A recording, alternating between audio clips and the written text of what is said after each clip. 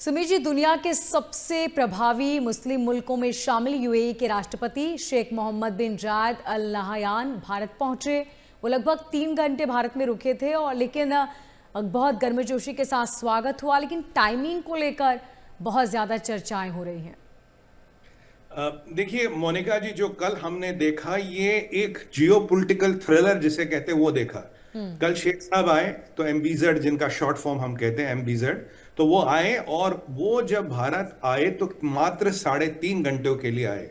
और वो मोदी जी के इनविटेशन पे आए थे, ऐसे नहीं कि खुद ही आ गए, मोदी जी ने इनवाइट किया था तब आए। उनके साथ मोस्ट पावरफुल डेलीगेशन अब तक का, सारे रॉयल, देखिए 7 एमिरेट्स मिला के यूनाइटेड अरब एमिरेट्स बनाते हैं, उन सबके जो रॉयल फैमिलियों के मेंबर थे वो थे, क्राउन प्रिंस थे, डिफेंस मिनिस्टर थे, यानी कि जो भी यूएई में मैटर करता है, जिसके पास भी ताकत है, वो सब उस जहाज में थे। अब सवाल यह है मोनिका जी कि 3.5 घंटे की मीटिंग के लिए पूरा जहाज भर के क्यों आया? इसे मैं कहता हूं टाइमिंग, इसे मैं कहता हूं एक इमरजेंसी जैसी परिस्थिति हो गई थी। देखिए मिडिल ईस्ट में मेरा शुरू से मत है, कोई माने ना माने, मैं आपके चैनल पे डिक्लेयर कर चुका हूं कि ईरान पे हमला होगा, 110% होगा, इसमें कोई डाउट नहीं। आज तो खैर उस पर बात भी करेंगे, बट जब ईरान पे हमला होगा पूरा मिडिल ईस्ट हिलेगा, पूरा मिडिल ईस्ट, और ईरान पे हमला थोड़ा मुश्किल होगा।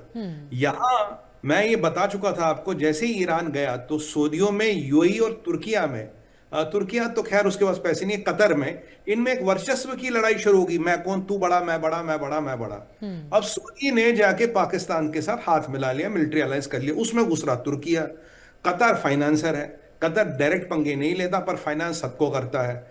तो अब यूएई बेचारा, जिसको यहां यमन में दबाया जा रहा है, जिसके फोर्सों पे बमबारी सऊदी ने कर दी, उसके जहाजों पे बमबारी कर दी, तो यूएई को लग रहा था हमें तो मतलब निचोड़ रहे हैं, हमें बस भाई ये बदमाशी चल रही है इनकी। और हो क्या हुआ, जब वो आए मोदी जी से मिले, देखिए अभी मिडिल ईस्ट में ऐसी परिस्थिति है मोनिका जी, आप कोई भी हो, आप मोहम्मद बिन सलमान हो, आप किंग अब्दुल्ला हो, आप एमबीजेड साहब हो, कोई भी हो, अगर पाकिस्तान के पास एमबीएस है तो हमारे पास एमबीजेड है, ये भी बताएं हम, कोई भी हो, आप अपने देश को आज 24 घंटे के लिए भी नहीं छोड़ सकते। क्यों? पीछे कौन सा गेम हो जाए, कौन सा पलटवार हो जाए, कुछ नहीं पता। आज को कोई बड़ी बात नहीं कि कल को सऊदियों ने जाके यूएई पे बमबारी कर दी, अगर ये युद्ध की परिस्थितियां खराब हो, कुछ नहीं पता, कुछ भी हो सकता। अब यूएई में तेल भी है, यूएई में पोर्ट भी है। सऊदियों को यह पता है अगर तेल का व्यापार खत्म, उनका वर्चस्व खत्म, वो दुनिया के नक्शे से खत्म। याद कीजिए, अगर $92 प्रति बैरल तेल नहीं बिकेगा, सऊदी $1 में $40 की सब्सिडी दे रहे हैं, उनकी इकोनॉमी केवल तेल पे चलती, उनके लिए प्राइस $92 होना चाहिए, भी चल रहा $55, उस पर सऊदियों का काम नहीं चलता। अच्छा, यूएई ने अपने आप को डाइवर्सिफाई कर दिया, बैंकिंग में भी आ गए, पोर्ट में भी आ गए, दुबई बहुत बड़ा पोर्ट है, अबू धाबी में तेल है, काफी चीजों में उन्होंने अपने आप को डिवाइड कर दिया।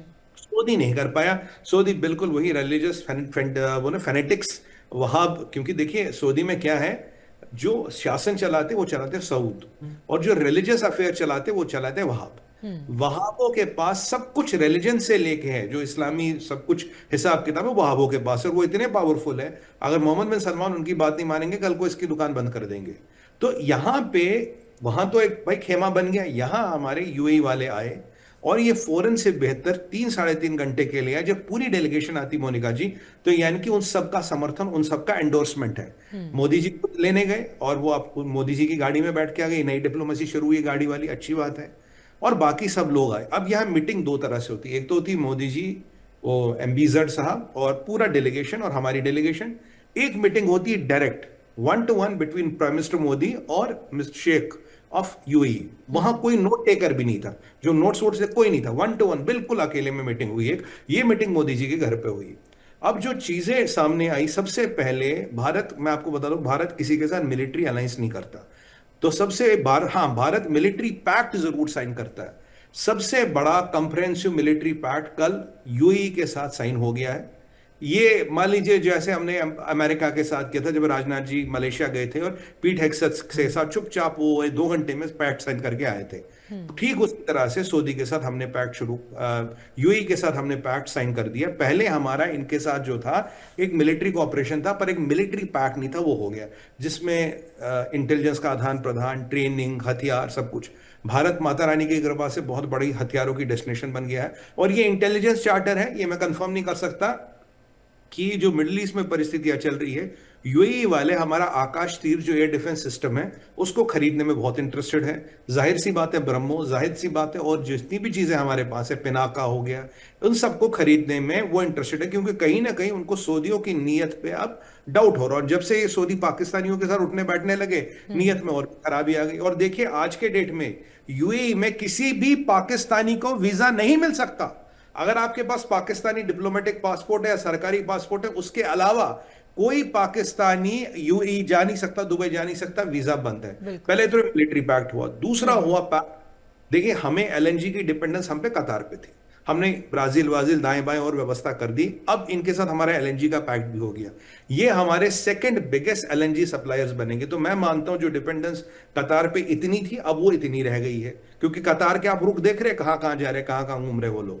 तो दूसरा तो ये हुआ। तीसरा हो गया हमारा फूड सिक्योरिटी, यानी कि उनकी जो फूड सिक्योरिटी, मिडिल ईस्ट में खाना नहीं उगता जी, भारत दुनिया का 40% खाना लगभग लगभग कंट्रोल करता है। जो फूड सिक्योरिटी को लेके हम उनको सबसे पहले खाना देंगे, जो भी खाने पीने की सामान है वो भारत से जाएगा।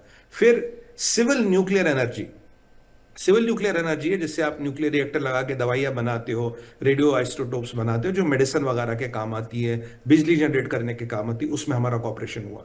उसके बाद कॉपरेशन हुआ है स्पेस रिसर्च पे, सैटेलाइट लॉन्चिंग पे, कम से कम 15 जगहों पे कॉपरेशन हुआ। और ये सबसे इंपॉर्टेंट चीज हुई है, कल यूएई ने भारत की सरजमीन पे बैठ के एक स्टेटमेंट दिया है, किसी भी तरह का क्रॉस बॉर्डर टेररिज्म 100% निंदनीय, एक्सेप्टेबल नहीं। और जो लोग ये स्पॉन्सर करे, इसको फैसिलिटेट करे, इसको परपेट्रेट करे, यानी कि जो बंदूक गोली चलाए, जो बंदूक दे, जो संरक्षण दे, जो ट्रेनिंग दे, जिसका दिमाग लगे, वो सब एक्सेप्टेबल नहीं और हम उसको कंडम करते हैं। यानी कि भारत की जमीन पे एक बहुत पावरफुल मुसलमान मुल्क यूएई ने सीधा सीधा पाकिस्तान को इंटरनेशनल आतंकवादी घोषित कर दिया। वैसे कल वो बलोच लीडर जो था उसने भी बोला कि पाकिस्तान एक इंटरनेशनल आतंकवादी, बलोच लीडर भी मुसलमान है, यूएई वाले भी मुसलमान है, इनको घोषित किया गया।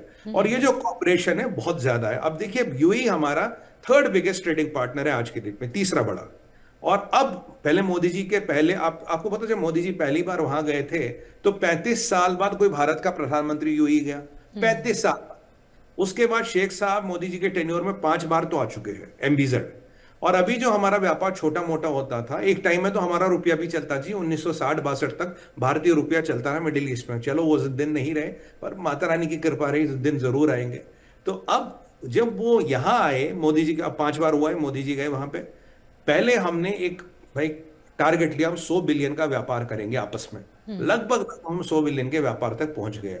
अब 2032 यानी कि 6 साल आगे 200 बिलियन डॉलर के व्यापार का टारगेट लिया गया। बड़ी इंपॉर्टेंट चीज है। बिल्कुल। 200 बिलियन डॉलर, मोनिका जी, बहुत बड़ा नंबर होता है। जब आपका 770 बिलियन का एक्सपोर्ट है, 200 बिलियन डॉलर का व्यापार बहुत बड़ा नंबर होता है। तो 200 बिलियन डॉलर का व्यापार टारगेट किया गया। अमेरिका के साथ अगर ट्रेड डील होगी वो 500 बिलियन की होगी। आप सोचिए, अमेरिका इतना बड़ा, इतनी पावरफुल इकोनॉमी, वहां 500 बिलियन और यहां 200 बिलियन। यूएई का साइज देखिए, बहुत बड़ी अचीवमेंट है। और एक जवाब पाकिस्तान को दिया गया, एक जवाब सबको दिया गया कि आज भी यूएई हो या शेख हसीना हो, जब भरोसे की बात आती है, काफिरों पे ज्यादा भरोसा मुसलमानों पे नहीं है।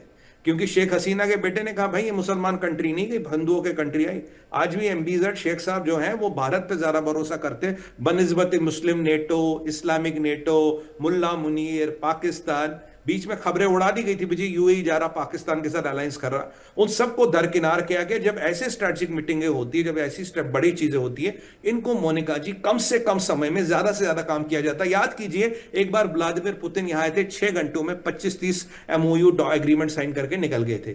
ठीक उसी तरह से ये आए, 3.5 घंटों में इन्होंने जो भी साइन करना था कर दिया। तो आप मान लीजिए इनके अभी आने का मतलब है मिडिल ईस्ट में एक इमरजेंसी हमें दिख रही है, मिडिल ईस्ट फटने वाला, ये हमें पता लग रहा है, मिडिल ईस्ट में बवाल होने वाला, जो मैं प्रेडिक्ट कर रहा हूं। मैंने कहा हफ्ते 10 दिन में जो भी होगा हो जाएगा, वो होने वाला है। नहीं तो शेख साहब को पूरा लाव लश्कर लेके 3.5 घंटे में, अरे आधा घंटा तो एयरपोर्ट आने जाने में भी लग जाएगा, तो 2.5 घंटे की मीटिंग के लिए इतना लाव लश्कर लाने की जरूरत नहीं थी। शेख साहब ये कह रहे मैं नहीं, पूरा यूएई का पावर सेंटर, पावर सर्कल इसके साथ है, ये मेरा इंडिविजुअल डिसीजन नहीं, हम सब का डिसीजन है, यूएई का डिसीजन। और आप मेरे को बताते हुए ये बहुत खुशी होती है, यूएई की आबादी एक 1 करोड़ 15 लाख है, जिसमें 45 करोड़ भारतीय है। यानी कि लगभग 40% आबादी जो यूएई की है वो भारतीयों से बनी है, और पाकिस्तानियों की वहां दुकान बंद हो चुकी है। मैं तो बड़ा खुश हूं और उससे। एकता की लेकिन तस्वीरें हमने कल भी देखी जो बेहद ही खूबसूरत तस्वीरें हैं और ज़रूर हमारे दुश्मन देशों को ये चुभ रही होंगी।